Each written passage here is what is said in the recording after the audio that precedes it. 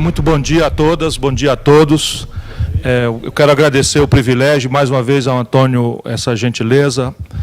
Se eu acertei mais do que errei, Antônio, na vida pública, é porque eu sempre tive um ouvido especial para ouvir as organizações dos trabalhadores. E lá no Ceará, eu tenho muito orgulho, que não vale nada isso, mas eu tenho muito orgulho vendo o Brasil de hoje.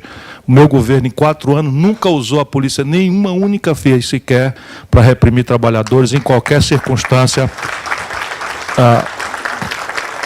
Acho que quase ninguém pode dizer isso hoje em dia no Brasil mais. Bom, eu estou encarregado pela organização, e quero me desculpar antecipadamente, de falar consigo por algo ao redor de 1h e fração, sobre o Brasil. Essa coisa amada, querida, complicada e sofrida que é o nosso país. Eu tenho muita alegria de fazer isso com o testemunho desse grande amigo, companheiro, Netinho de Paula, em cujo nome eu quero agradecer a presença de todos os meus companheiros e companheiras que vieram, enfim, me distinguir com a sua audiência nessa manhã. Para entender o Brasil, eu tenho pedido às audiências que me distinguem com a sua atenção um pouquinho de paciência para, primeiro, uma digressão que parece, no primeiro momento, algo filosófica, até meio precariamente poética, mas que é preciso a gente introduzir para entender daqui a pouco, muito concretamente, do que se trata mesmo estrategicamente a questão brasileira. Eu me refiro à felicidade. Nós, na vida, estamos para buscar a felicidade. Alguns mais conscientemente, outros menos conscientemente, mas o que nos impulsiona no estar diante da vida é uma busca ansiosa, angustiada pela felicidade. Até a minha geração, ali, os anos 80, a virada dos anos 80 para os anos 90, o ambiente onde se perseguia a felicidade era um ambiente subjetivo, espiritual. Eu não estou falando de religião. É assim, tirante as senhoras e senhoritas aqui presentes, que são mais jovens, nós outros, mais os homens, sabemos como era ser feliz ali na década de 70. Nós tínhamos, por exemplo, uma abastança revolucionária na nossa alma. Havia uma ditadura no país, o mundo passava por convulsões extremas derivadas da negação dos valores estratégicos, e nós tínhamos uma bastância felicitante, que era essa coisa da crença revolucionária na nossa capacidade de mudar o mundo. Nossa geração se cria potente para mudar o planeta. Mudar mesmo, mudar os costumes, mudar a lógica da família judaico-cristã, até o equívoco da viagem lisérgica, né? Na ideia de que você podia subverter os limites psicofísicos do cérebro com o LSD, com essas coisas todas, enfim. Mas havia uma felicidade. Por quê? Porque esse ambiente subjetivo, espiritual, romântico, né, era o lugar onde nós depositávamos ou praticávamos a luta pela felicidade. Modernamente, se bem perceberem comigo, houve uma transição dramática do ambiente aonde se persegue felicidade. Hoje, mais ou menos conscientemente, cada vez menos conscientemente, parece que ser feliz é a resposta de uma pergunta, que é: quanto de uma expectativa absolutamente maravilhosa, né, de consumo, que nos é oferecida pela televisão, pela internet, por todos os meios de comunicação, quanto dessa expectativa excitante de consumo nós damos conta de praticar com a renda apertada que temos. Ser feliz hoje, a ilusão é essa. E a desilusão também. E aqui começa um pouco, e eu vou deixar só essa introdução aqui por esse começo, a nossa questão, que é do planeta, mas é fundamentalmente também do Brasil.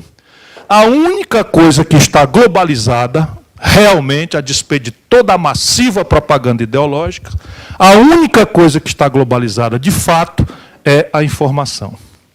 Então, hoje, uma criança do interior da África, uma criança do interior da Ásia, do interior da Oceania, ou do interior do Piauí, do Ceará, essa criança, esse jovem, tem rigorosa e instantaneamente a mesma informação. E esta informação lhe dá um padrão estandartizado de consumo global e marca para esta juventude qual é o itinerário de vida que ela precisa perseguir para, aspas, muitas aspas, ser feliz. Evidentemente que isso é inalcançável e isto explica parte importante da contradição do mundo e do Brasil. Aguentem essa premissa, ruminem um pouco com ela por aí, vamos conversar agora um pouco mais sobre o aqui e agora brasileiro. Para isso, peço perdão mais uma vez, outra viagem. Agora, uma viagem geográfica. Para nós entendermos o Brasil mesmo, nós precisamos nos livrar de uma espécie de estigma, de preconceito, que marca todas as grandes nações continentais, que é uma ilusão que nossas sociedades gigantescas têm, de que nós somos tão grandes, a nossa geografia é tão imensa, e o Brasil isolado entre o oceano e a Amazônia, não é? Parece ser um país que tem tudo, que se basta em si mesmo. Isso gera uma atitude nas comunidades de desconhecer e gravemente de não dar a devida importância aos constrangimentos, riscos e oportunidades orgânicas que derivam da nossa inserção internacional. É possível afirmar, e é necessário que se entenda, que nada do nosso viver cotidiano, hoje, no Brasil, é autônomo. Tudo da nossa vida, salário, juro, emprego, valor da moeda, enfim, tudo que importa, padrão de consumo, tudo importa na resultante, bem ou mal, da nossa inserção internacional, do jeito com que o país é posto em contaminação com a ordem internacional. Por isso é necessário a gente fazer essa rápida, quanto possível, viagem ao estrangeiro. O que está acontecendo no mundo hoje? Desde 2008, colapsou no planeta um dogma que foi vendido como se fosse ciência boa, sendo ideologia de quinta categoria, que é o neoliberalismo. O neoliberalismo não é um palavrão, como às vezes a gente reduz para atacar. O neoliberalismo é uma perversão de economia política muito mais grave do que um palavrão, porque anuncia para o planeta, usando os maus exemplos que o setor público produz, e o setor público produz maus exemplos diariamente, de forma muito contundente, caricaturam-se esses maus exemplos e se dissemina como se fora a regra. Mal comparando, tenho feito eu nas palestras, é como se você, vendo uma vaca infestada de carrapato, resolvesse tomar uma providência contra os carrapatos, um tiro na testa da vaca. Com certeza os carrapatos vão morrer, porque um tiro na testa da vaca mata, com certeza, os carrapatos. É, mal comparando, grosseiramente, esse auditório pede uma metáfora muito mais qualificada, o que tem acontecido. Mas, basicamente, vamos replicar. A ideia é, precisamos reduzir o Estado, o setor público, a uma dimensão mínima, de baixo custo, e aí já começa o canto da sereia para as classes médias, cansadas de pagar pelo que não recebem de volta, né? Como é o caso brasileiro. Né? Vamos reduzir o Estado a uma dimensão mínima de baixo custo e vamos desentranhá-lo de qualquer intrusão no domínio econômico. Porque, afirma o dogma, vendido, volto a dizer, como ciência boa, sendo ideologia de quinta categoria, quem melhor sabe dar retorno ótimo à alocação de recursos escassos é o mercado, é a livre iniciativa. Então, tira o Estado, desregulamenta, reduz a uma dimensão mínima e deixa o entrechoque individualista competitivo fazer a competição, garantir o melhor produto ao menor preço para aqueles que possam comprar. Inclusive o trabalho, porque o trabalho, nesta circunstância, deve virar, como qualquer outro, uma commodity.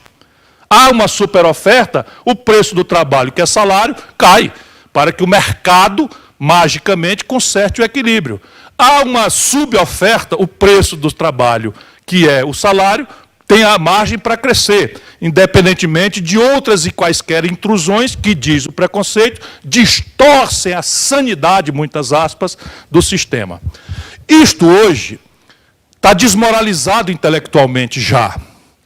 É muito flagrante que desde sempre foi uma inconsistência, mas como o tempo aqui nos obriga, eu vou acelerar. Isso foi desmoralizado flagrante e explosivamente na crise de 2008. O que é a crise de 2008? Entendamos-la, porque ela ainda está viva.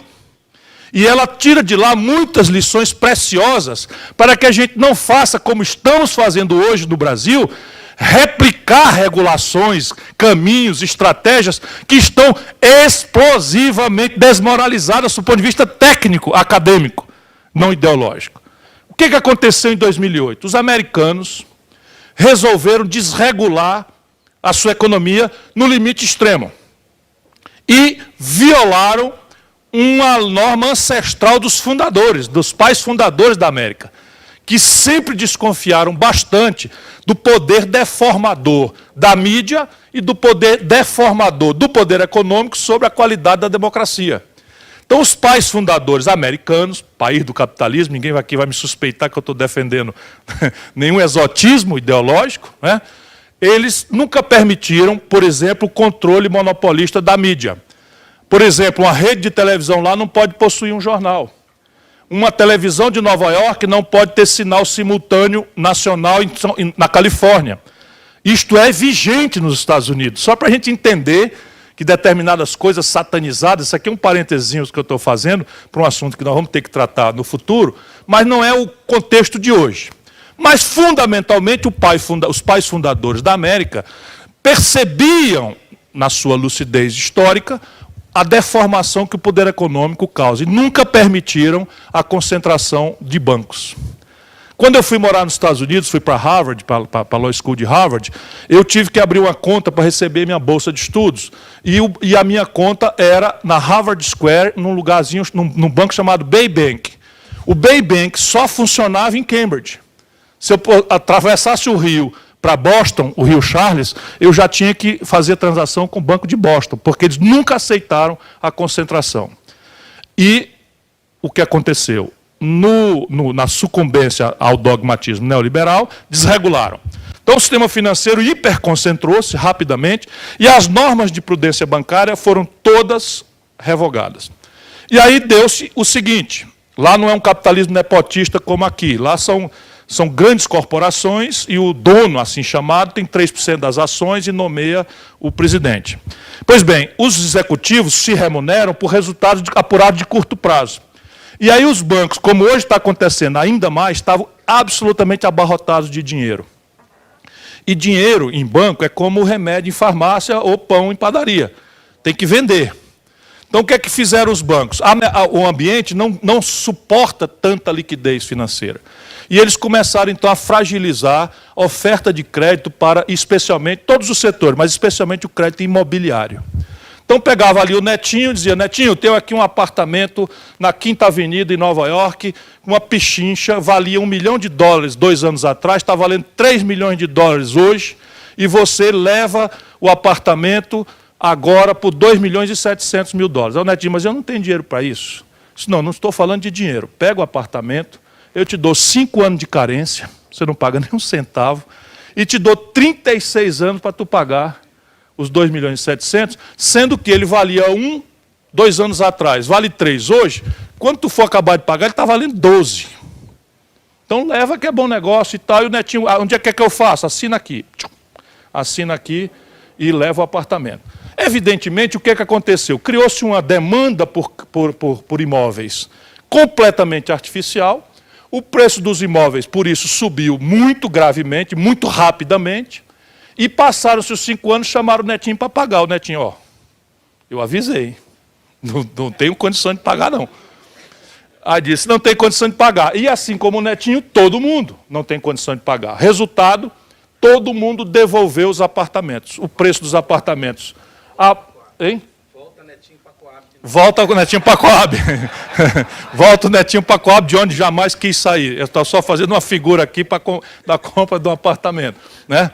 Então, repare bem, esta hipoteca que já não valia nada, eles transformaram, pela desregulação liberal, eles transformaram no que eles chamam de mercado secundário de hipotecas. Então, a hipoteca, que era 5 de carência, 36 anos, com juro de 1% ao ano, né, com 5 de carência, o camarada vendeu para o outro banco, tirando um deságio, e já botou o dinheiro, e já fez os cálculos do bônus, e já meteu uma montanha de dinheiro no bolso, e essa hipoteca foi renegociada, etc, etc. Resultado, quando acabou a brincadeira, que a festa da cadeira parou a música, e quando procurou, todo mundo, vocês conhecem a festa da cadeira, todo mundo procurou, só que na festa da cadeira, todo mundo tem cadeira menos um.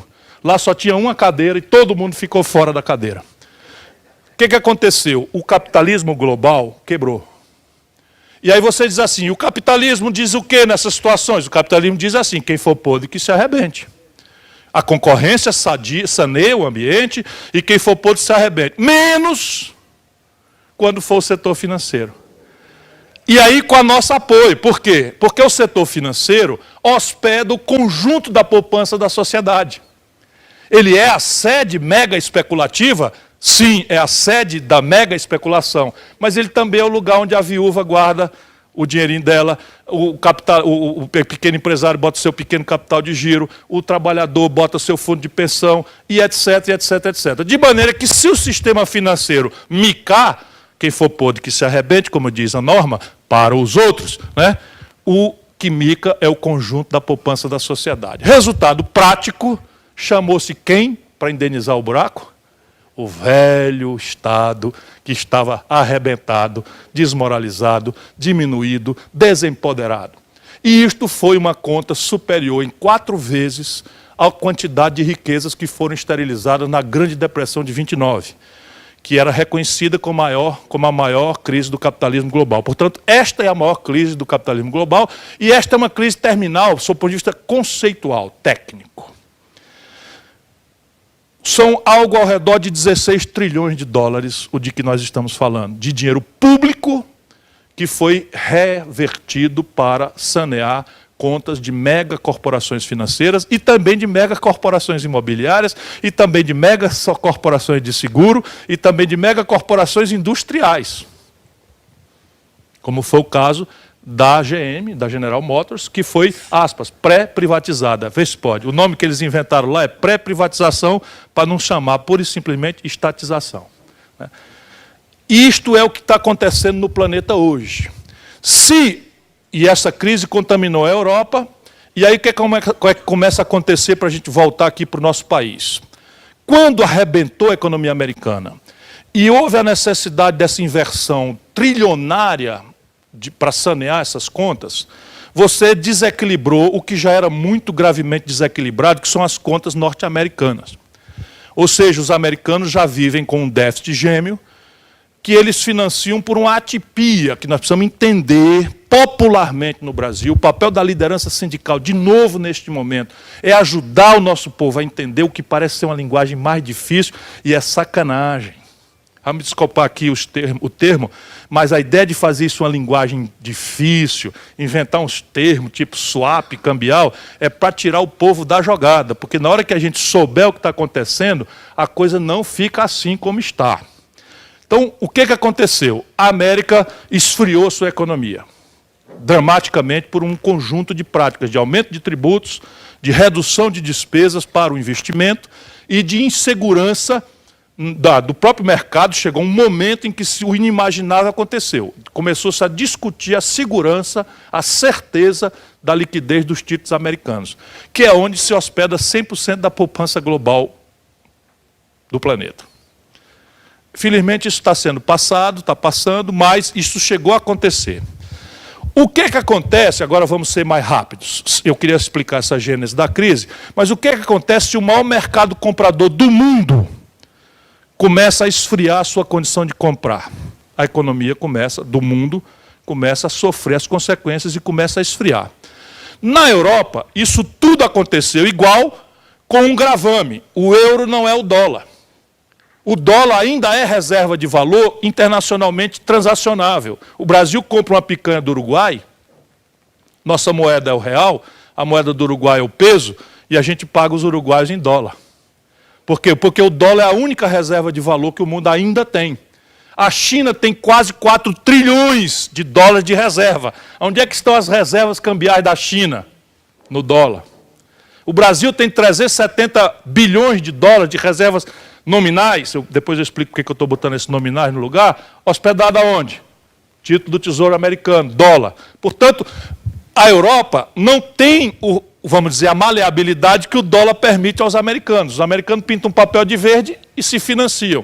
O euro não é reserva de valor.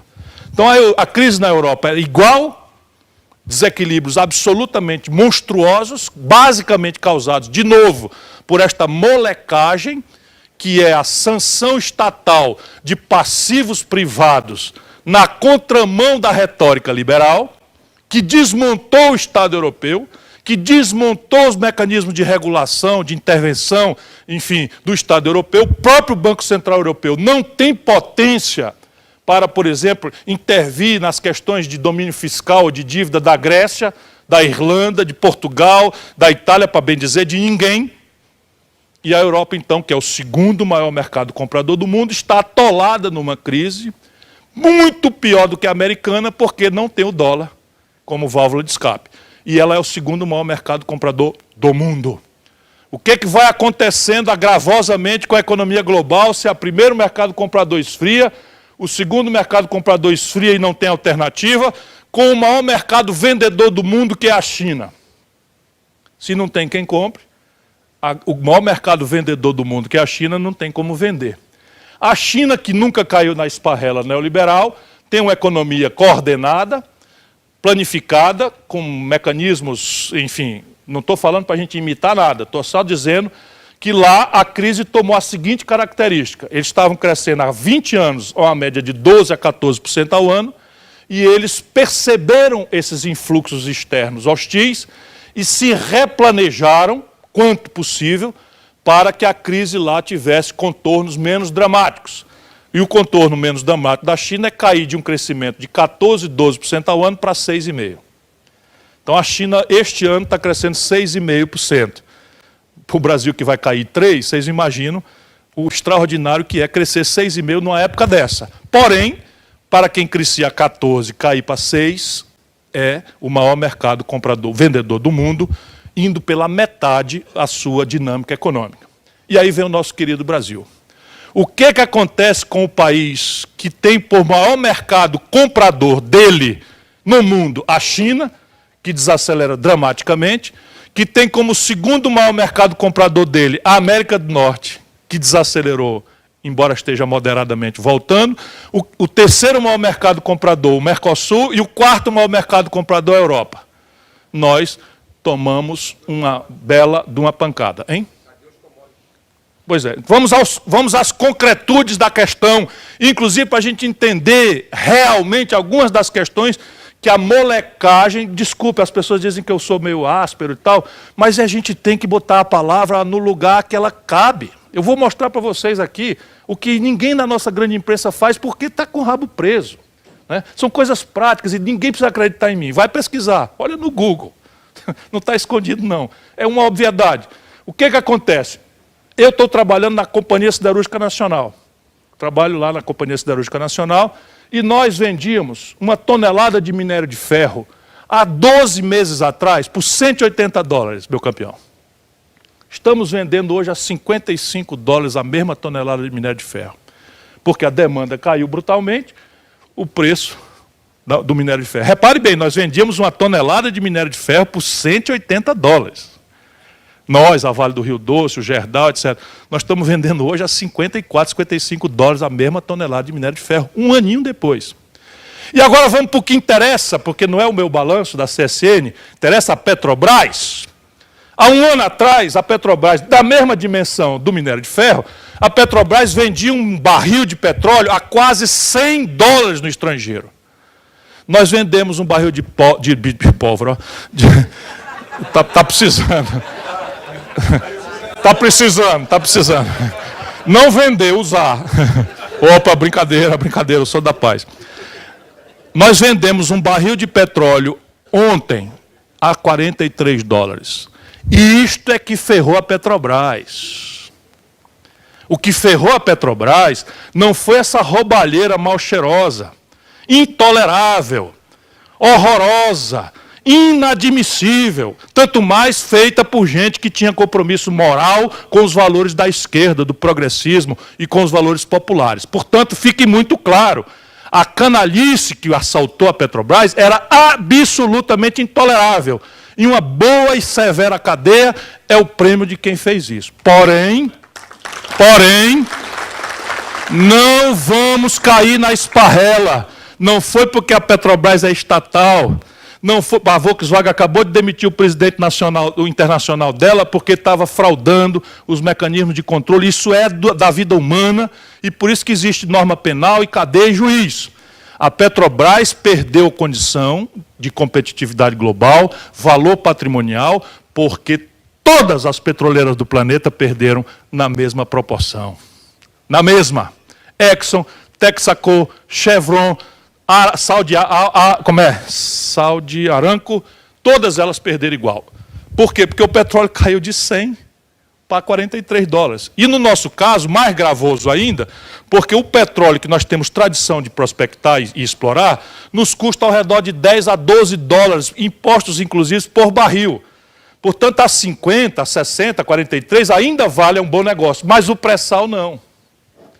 O pré-sal, que é o maior acervo de petróleo que o mundo descobriu recentemente, o pré-sal precisa, porque o custo de produção do pré-sal é muito mais alto, é de 41 dólares. Portanto, quando chega em 43, fica quase inviável explorar o pré-sal. Portanto, está em xeque a questão de uma riqueza potencial que nós temos. E, evidentemente, o caminho não é vender para o estrangeiro, não é entregar isso para o estrangeiro. Nós precisamos outra política para o setor. Isto, então, meu companheiro, minha companheira, explica um pouco o contexto internacional hostil que começa a dar cabimento à percepção que todos nós temos de que há uma crise grave acontecendo com o nosso país.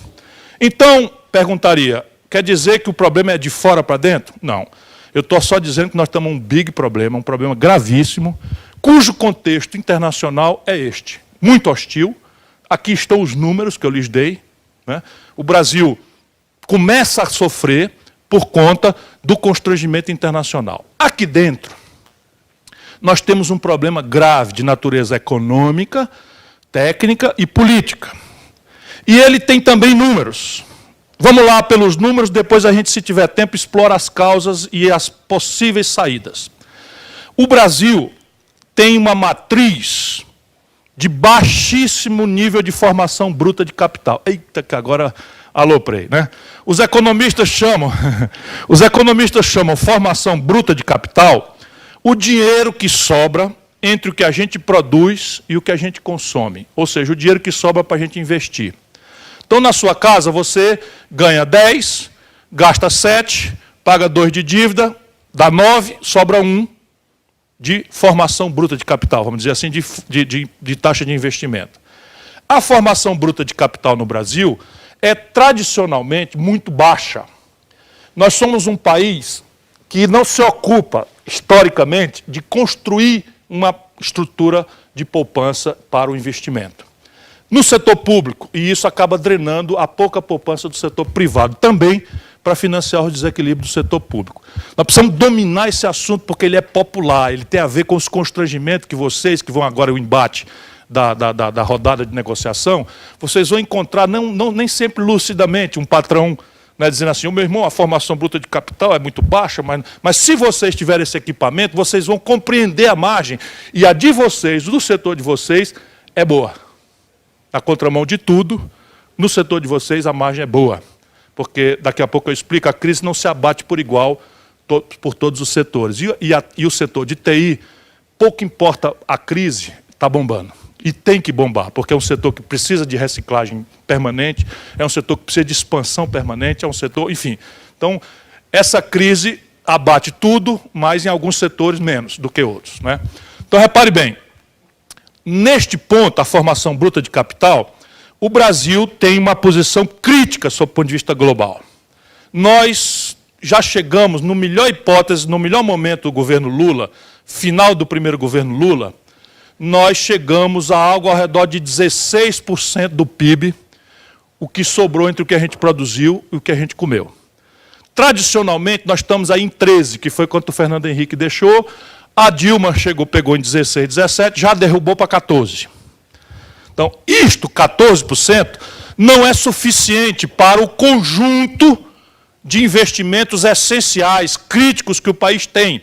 Já não estou falando sequer dos gastos correntes, saúde pública, que é um desastre, segurança pública, que nos assusta, não é? Estou falando dos investimentos estratégicos, né? Petróleo, gás, energia, logística, etc., etc., que são as condições sine qua para agravar a competitividade sistêmica da economia do país, né?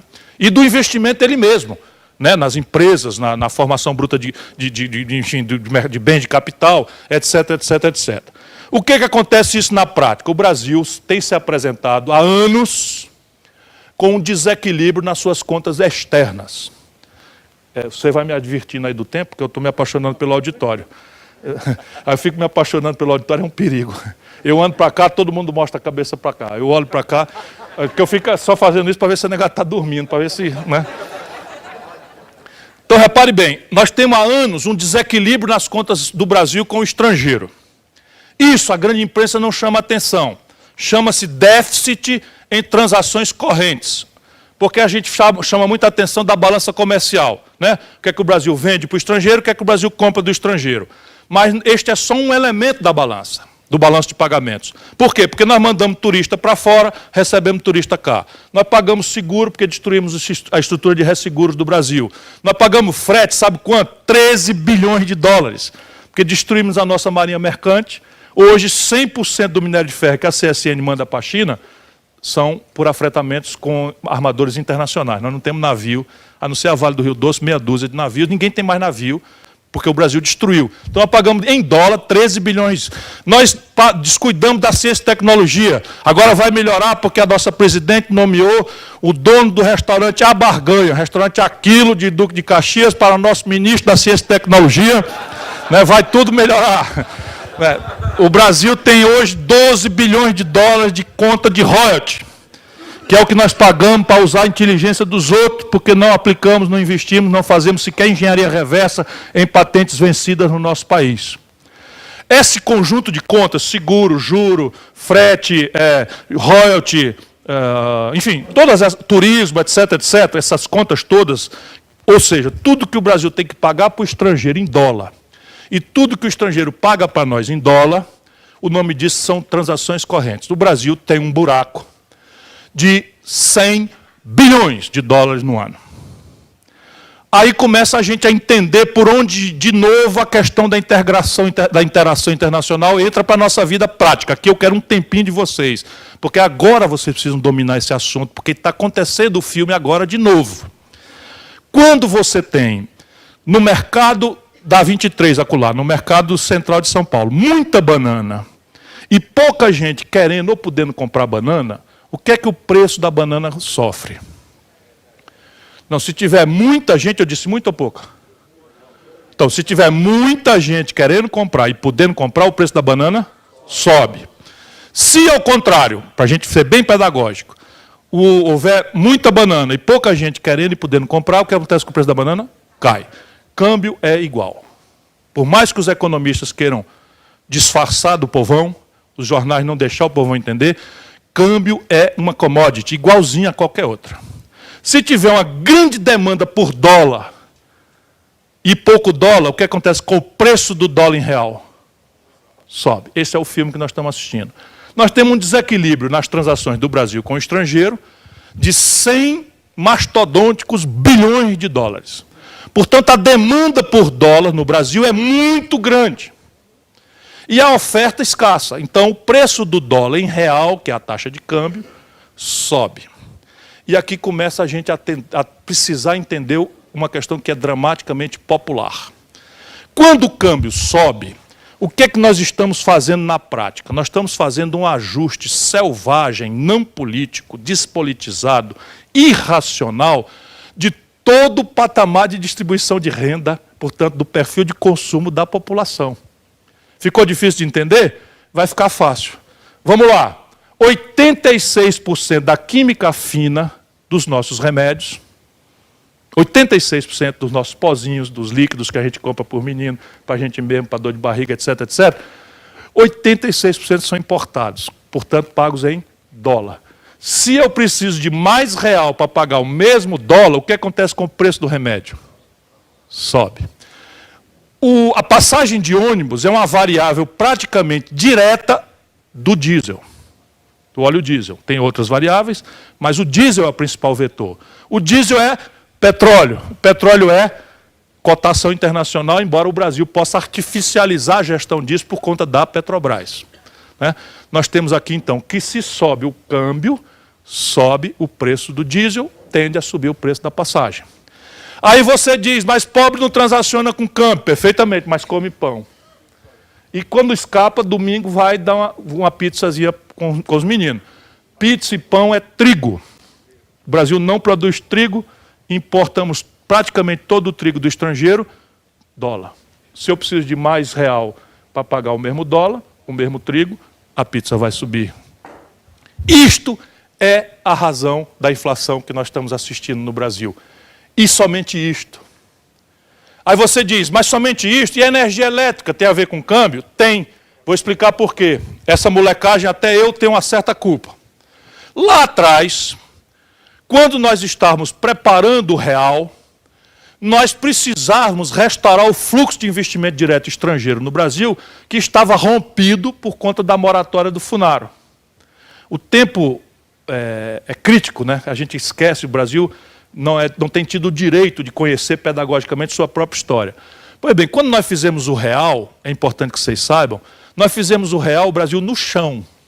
As agências de risco não era negócio de BB-, não. As agências de risco era X-.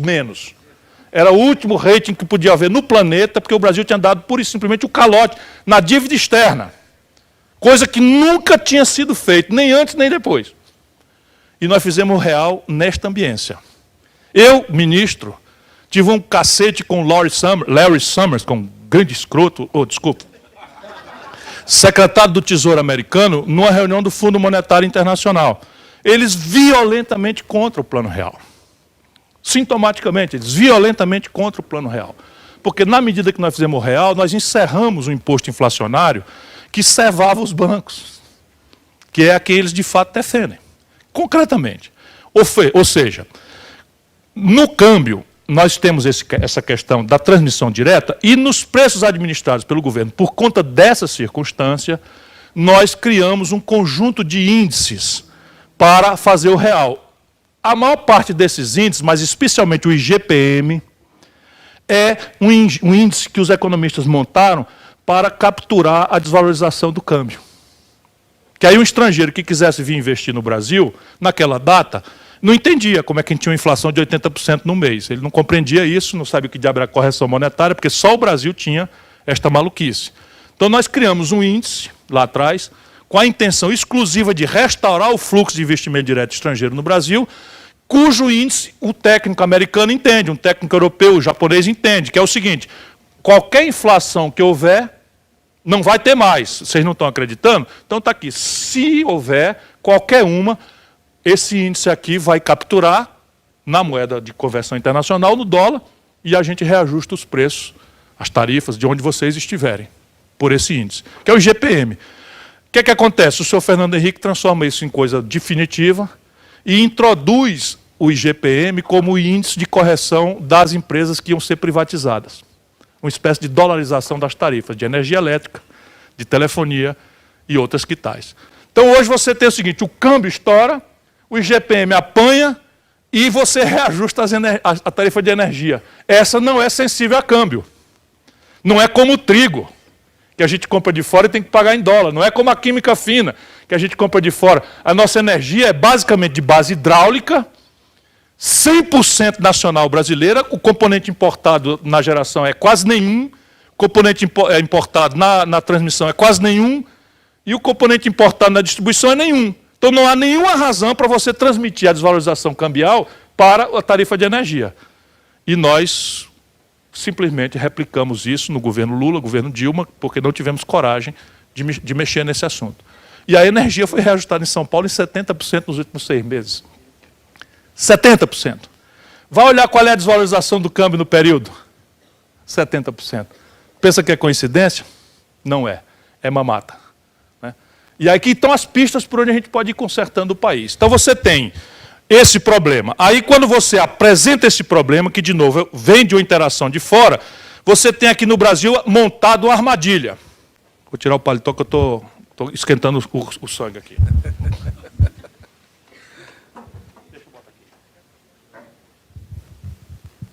Aí a turma do Fernando Henrique, segundo o governo, montou uma armadilha que é assim, vamos tirar a ingerência política da economia. Porque a política é um pardieiro de pilantragem. A política é tudo bandido. É tudo ladrão. Aí não falta mau exemplo, né? Pega o Eduardo Cunha assim e diz, olha que figura, um estadista, representante do que é a política nacional brasileira. E a Globo cuida de novelizar e dizer, é tudo igual. Por quê? Porque a política é a única forma de mudar isto. A única forma de desestabilizar o pacto conservador, que engoliu o PT, é a política. Não tem outra saída, porque a política é a única hora em que ficam maleáveis as questões, em que o povão se mete. Evidentemente que o povão pode se meter de um jeito ou de outro.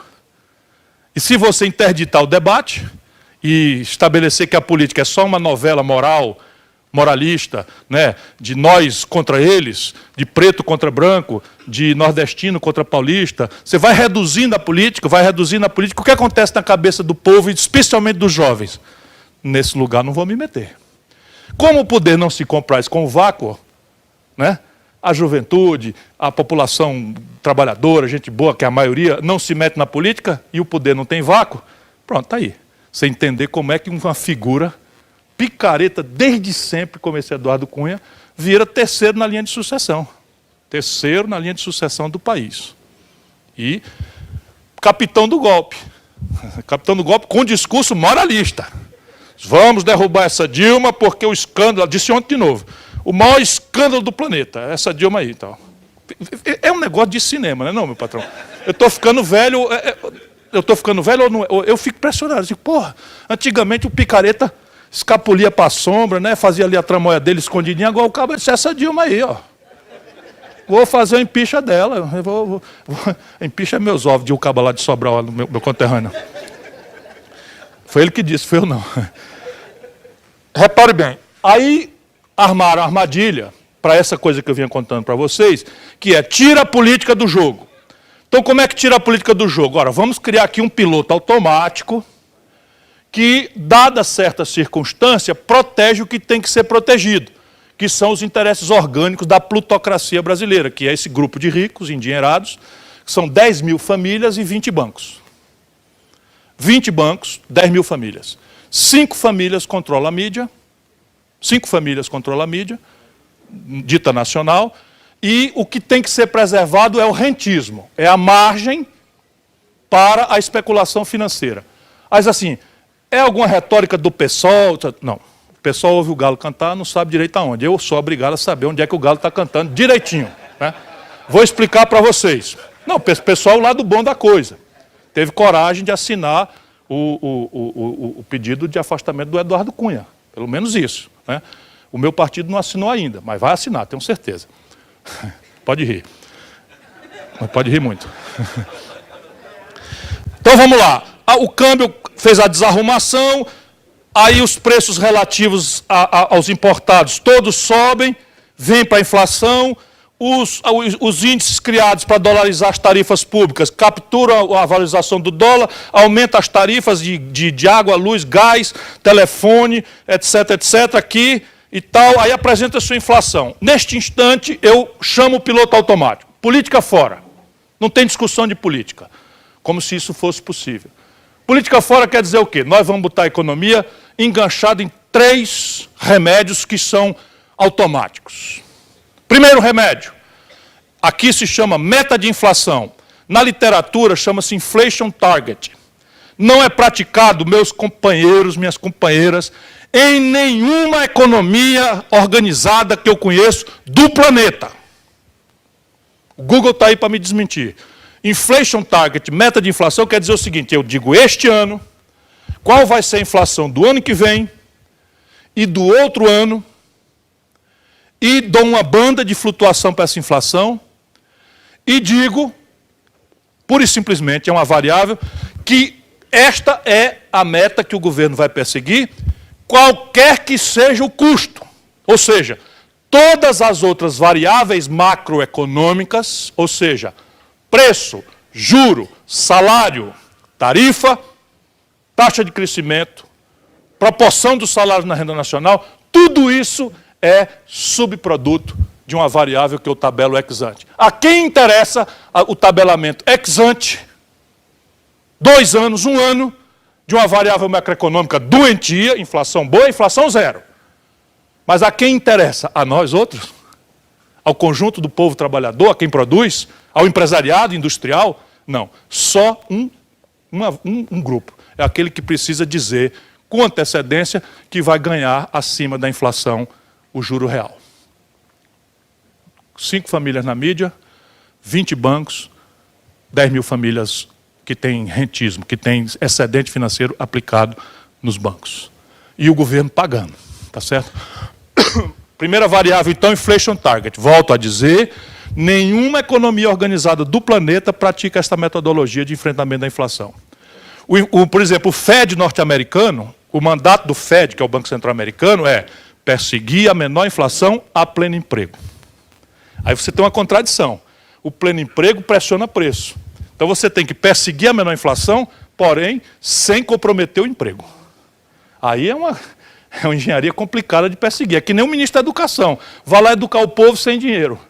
É que nem o ministro da Saúde. Vai lá fazer saúde pública de qualidade, como o povo merece, sem dinheiro. Então cada um tem que otimizar, que nem vocês, na luta em casa. Vamos lá melhorar a qualidade de vida, dar tudo que a gente puder dar para o filho, etc, etc, sem dinheiro. Essa é a contradição da vida, menos para os rentistas brasileiros. Então, este é o primeiro, é piloto automático, inflation target, meta de inflação. O segundo é superávit primário. Então, eu já tive essa discussão no Banco Mundial, já tive essa discussão no Fundo Monetário Internacional, eles não resistem. Mas, basicamente, qual é a lógica do superávit primário? A lógica é a seguinte, o país tem uma dívida e, como todo endividado, precisa demonstrar para o patrocinador da dívida, para o titular da dívida, que vai dar conta de pagar. Então, eu preciso ter, no meu fluxo, uma condição em que me sobra um pouco de dinheiro do que eu ganho, para que eu diga que este pouco de dinheiro vai sinalizar minha potência, né, maior ou menor, de honrar o fluxo da minha dívida. Então, estamos de acordo. A sanidade fiscal é um valor importante. Às vezes a esquerda brasileira se equivoca quando cai na armadilha de negar o valor da austeridade fiscal. Isso está na cabeça de todo mundo. Ser austero, de dever menos possível, né, não gastar mais do que pode, isso está na psicologia familiar. Então, isso também vale para um país. Só que um país não é uma família. A conta do ano fiscal é uma mera ficção contábil. Vou dar exemplo do que eu quero falar, que é melhor do que teoria. Se eu economizar 8 mil dólares por quilômetro de estrada de manutenção preventiva, em 5 anos eu economizo 40 mil dólares. Certo? Então eu não dou manutenção preventiva no quilômetro de estrada, e eu economizo 8 mil dólares em 5 anos. Então, 8 mais 8 mais 8 mais 8 mais 8, 40 mil dólares em 5 anos. No 5º ano, a estrada se destrói. E aí morre gente, o frete é 4 vezes mais caro do que o nosso concorrente internacional, e não sei o que e tal, e eu vou ter que recuperar a estrada destruída, que eu não dei a manutenção. O custo de recuperação de um quilômetro de estrada é de 150 a 200 mil dólares. Supondo que seja 150, eu economizei 40 e vou gastar 150. Isto é o que eu estou querendo explicar, que é a agenda estatal, a agenda pública. Sem se falar da caricatura, vamos supor que o país vá à guerra. Só para a gente ir no exemplo, que é para poder relativizar um valor correto, que é o equilíbrio fiscal, da natureza das tarefas do Estado. Então o país vai à guerra. Então o general está lá, manda bala, não posso não, que isso vai ferir o superávit primário. Mas o avião está no chão, manda gasolina. Aguenta as pontas que o ano fiscal terminou com um déficit primário de 0, só para fazer a caricatura, tá certo? Entre uma coisa e outra, você tem uma margem importante que tem que ser refletida pela sociedade. Não pode ser um tecnocrata recrutado num banco que estudou o almanaque do Capivarol, não conhece o Brasil, né? Enfim, que vá mandar na economia do Brasil, sem a menor noção de absolutamente nada. E aí você faz ajuste fiscal na boca do caixa. Por exemplo, Minha Casa Minha Vida, nesse momento, 4 faturas mensais atrasadas. Isto não é ajuste fiscal. Isso tem multa, tem preço de desmobilização, tem não sei o que, e nem cuspir para cima. Cuspiu para cima é síndrome, volta e cai na testa.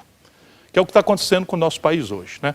Então, o segundo remédio, superávit primário. Ok, mas do jeito que está sendo feito, é estúpido.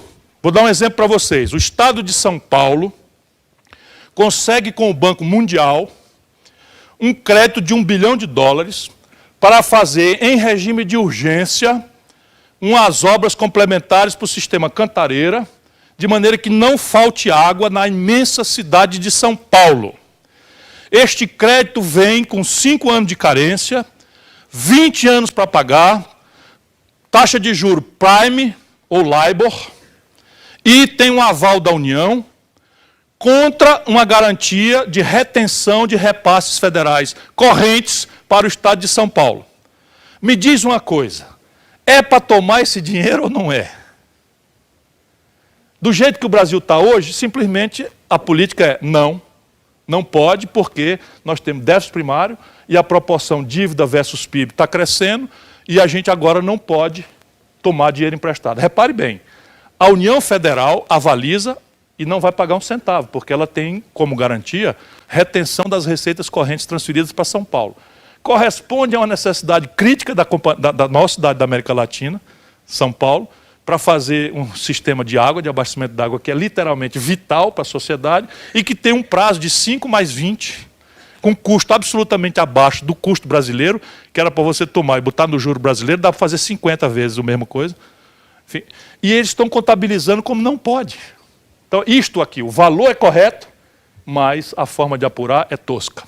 Então, inflation target e superávit primário. Qual é a outra coisa? Câmbio flutuante.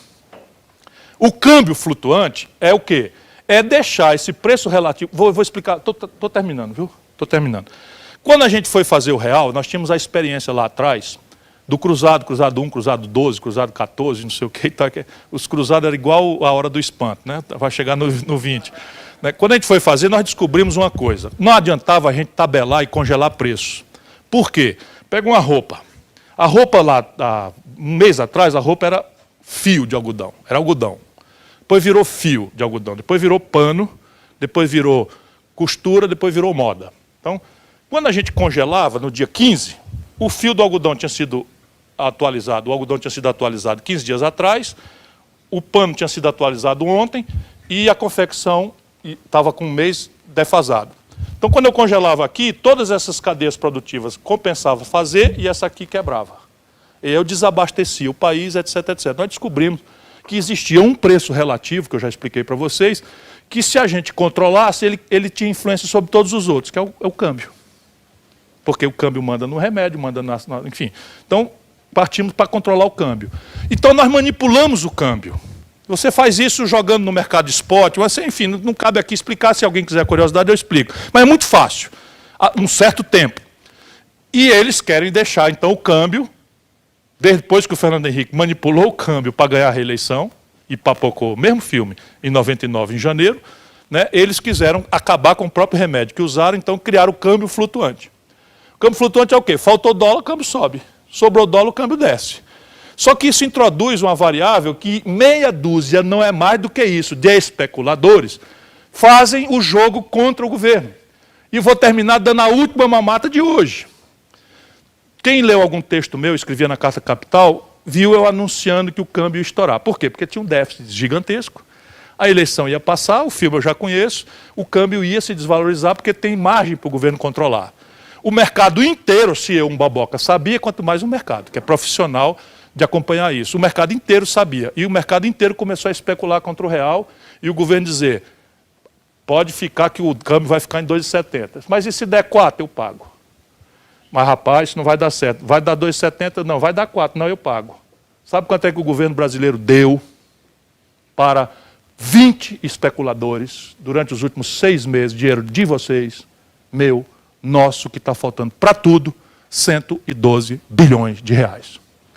Pagando o tal seguro, o swap cambial. Swap cambial é exatamente isso. Eu digo, o câmbio vai estourar, vai dar 40, vai dar 4 em outubro. Aí o governo diz assim, vai não, vai dar 2,70. Mas e se der 4, eu pago. Me dá aqui, assina aqui. Então, como todo mundo sabe, saiu de 2,70 para 4, e essa diferença deu 112 bilhões de reais. Esta canalha diz aqui dentro que nós não podemos usar reservas cambiais para nada. Porque é inflacionário, de fato é. Porque o que é reserva cambial? O camarada vem com dólar lá de fora, bota no Banco Central, e o Banco Central entrega para ele o equivalente em reais para ele fazer as coisas aqui dentro do Brasil, que só circula real aqui. A gente sabe, né? Então, não, mas é mesmo, no Brasil, até na Argentina, você paga conta de restaurante com dólar. Aqui é muito raro, né? Então aqui tem essa vantagem. Então o Banco Central pega o dólar, entrega o real equivalente, o cara circula com o real, faz aqui o investimento, faz a especulação, faz o que quiser, aplica em renda fixa e tal. Quando ele quer ir embora, ele vai no Banco Central, pega o real, entrega o real para o Banco Central entrega o dólar para ele, ele leva embora. Então se você, teoricamente, usar esse dólar que está lá fora para outra coisa aqui dentro, você acaba duplicando o valor. Mas seletivamente, especialmente com créditos lá fora, para, por exemplo, crédito de exportação, por exemplo, importação de equipamentos, etc., etc., você tem um punhado de coisas que você pode fazer a bem do país, com um fundo soberano. A Finlândia, por exemplo, hoje o seu maior mecanismo de financiamento é isso, sem efeito inflacionário nenhum. E eles, que dizem com eloquência que não pode fazer, internaram 112 bilhões de reais de swap cambial. Aqui dentro. Dinheiro público. Certo? Isso é para mim? Valeu, obrigado. A família está boa? Sabe como é, não? Homem solteiro, assim, na praça. Viu? Acordei o pessoal de novo. O bicho enxerido. Vou terminar. Então, nós temos um problema, peraí. Nós temos um problema. Esse é o problema brasileiro. Esse conjunto de ferramentas produziu a maior recessão da história do país. Nós vamos cair a economia brasileira em 2015 mais de 3%. Nunca antes na história desse país houve uma recessão dessa profundidade. Certo? Vai cair mais de 3%. A conta de juros no Brasil vai ser, este ano, o dobro da do ano passado. Nós vamos pagar só de juros 380 bilhões de reais. 380 bilhões de reais por baixo. Nós temos que pressionar, porque isso chega. E a justificativa de elevar a taxa de juros é a inflação. Como eu tentei demonstrar, a inflação brasileira tem duas causas e somente duas. Preços administrados pelo governo e câmbio. A taxa de juros sobre essas duas causas não tem um menor efeito. A explicação é simples. Como é que a taxa de juros enfrenta a inflação? É porque eu compro o que eu tenho de renda mais o crédito que eu tenho na praça. Se eu encarecer o crédito, teoricamente, eu desaconselho o uso do crédito para a demanda agregada. Então, é aí que a taxa de juros funciona. Primeiro, o Brasil não tem hiato de produto. Nós estamos hoje com mais de 35% de capacidade instalada ociosos. A indústria brasileira está com mais de um terço parada. A indústria automobilística que compra aço da gente, parada. A indústria metal-mecânica, parada. Enfim, a indústria da construção civil desempregou 500 mil pessoas nos últimos 4 meses. Então, você não tem super demanda para justificar o enfrentamento com juro. O problema é que a inflação com dólar vem e aí o juro vem para quê? Para garantir o cupom do rentismo financeiro. Isto é o que está acontecendo com o Brasil. Então, todo mundo perde, todo mundo está perdendo, menos o setor financeiro, que está ganhando, nesse momento, 40% acima do ano passado, o que era já recorde na história, e no mundo não tem comparação que ganhe mais de 6% sobre o patrimônio. Aqui ganha 35%, 37% sobre o patrimônio por ano. E eles têm a verba publicitária e querem o financiamento privado de campanhas para também controlar o poder político. Isto tudo é a equação brasileira. Tem saída? Tem. Evidentemente que tem saída. Mas ela depende de duas coisas: imaginação e um ambiente de flexibilidade onde a política possa atuar. Imaginação é flagrante. Você tem o seguinte: por que a formação bruta de capital é baixa e há um desequilíbrio externo no Brasil? Aqui está a pista. Nós precisamos formular um projeto nacional de desenvolvimento que, compreendendo os seus desequilíbrios, comece a atuar dialeticamente através deles.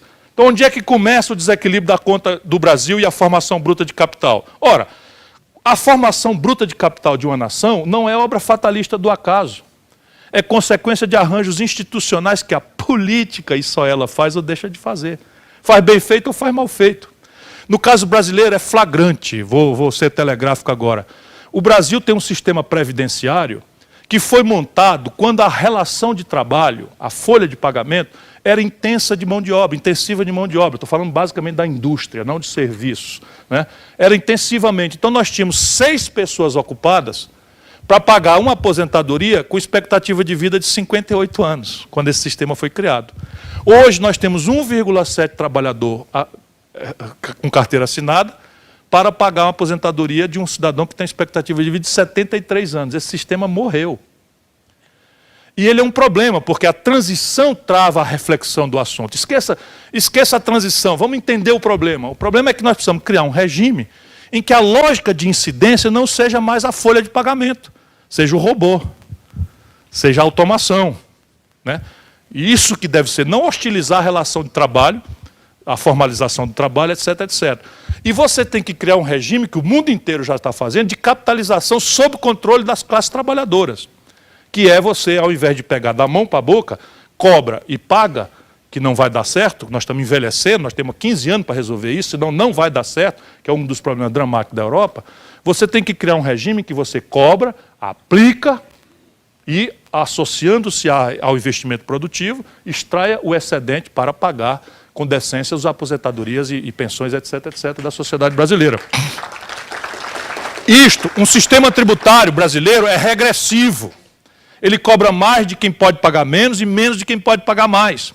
Não é esse equívoco, né, retórico que faz bem à nossa moral católica de cobrar sobre grandes fortunas. Modernamente, grandes fortunas não existem. Aí você diz assim, mas o seu patrão, doutor Benjamin Steinbrück, se ele souber, eu estou demitido. Não é uma grande fortuna? Não, não é. Modernamente, todas as corporações pagam aos seus assim chamados donos um prolabore. E nesse prolabore, eles pagam o imposto de renda como se fosse assalariado, 27,5% ali e tal. O resto, as despesas da casa, do helicóptero, do não sei de quê, papapá e tal, é tudo free benefits, isento de tributação. O lucro e dividendo no Brasil são isentos de tributação a partir de obra e graça do senhor Fernando Henrique Cardoso, né? E isso é basicamente a política. Ou você bota aqui o tatu ou bota acolá. Tatu o que é? Quando você viu um tatu em cima de um toco, pode apostar, alguém botou. Por quê? Porque tatu não sobe em toco, né? E aí o tatu ou está aqui ou está ali. É a política que bota o tatu, ali ou acolá. Então você tem caminhos para resolver o problema brasileiro. Depois você tem uma política industrial e de comércio exterior. É preciso ter uma política industrial de comércio exterior, ou o Henry Ford era coreano? Eu digo para os caras, quando começa a discussão, eu tenho uma resposta mal educada e outra eu reflito e tal. Mas a resposta mal educada é, a Coreia do Sul virou a maior potência automobilística do planeta nos últimos 30 anos. Como? Porque o Henry Ford era coreano? Não era coreano. Ele fez uma política industrial de comércio exterior pelo caminho da substituição de importações. E aí você, imediatamente, vem a questão tecnológica, mas que vai ser resolvida. O dono do restaurante A Barganha é o nosso ministro da Ciência e Tecnologia. Na questão da ciência e da tecnologia, parte disso, por exemplo, os remédios, 70% dos remédios a patente está vencida, companheiros. Nem sequer a audácia da gente violar uma patente, a gente teria que fazer. Basta fazer engenharia reversa, copiar. E aí, com compra governamental, você faz por SUS 17 bilhões de dólares de importação por ano, você podia fazer uma guia de coordenação estratégica com micro, pequenos empresários, etc, etc, clusters de produção no interior do semiárido, no interior da Amazônia, na metade sul do Rio Grande do Sul, que está sofrendo o pão que o diabo amassou. O Rio Grande do Sul, quebraram o Rio Grande do Sul. O governador do Rio Grande do Sul picou o salário dos trabalhadores lá em 5 vezes, sem juro. E vai piorar. E vai piorar, porque a receita pública está despencando. Então você tem esse conjunto articulado de políticas que tem condição de superar as coisas do Brasil. É fácil? Não, não é fácil. O que a gente não pode, entretanto, é confundir, por todo o esforço que estão fazendo, a nossa energia política com novela moralista. Ser decente não é gol de ninguém, é só obrigação. E você tem que ter as ferramentas de consertar, mas tem que trazer o país inteiro para prender os bandidos assim, sem muita delonga. Seja quem for, né? Mas a gente tem que se concentrar em emancipar o Brasil. Vai dar certo, se mantivermos a democracia. Obrigado.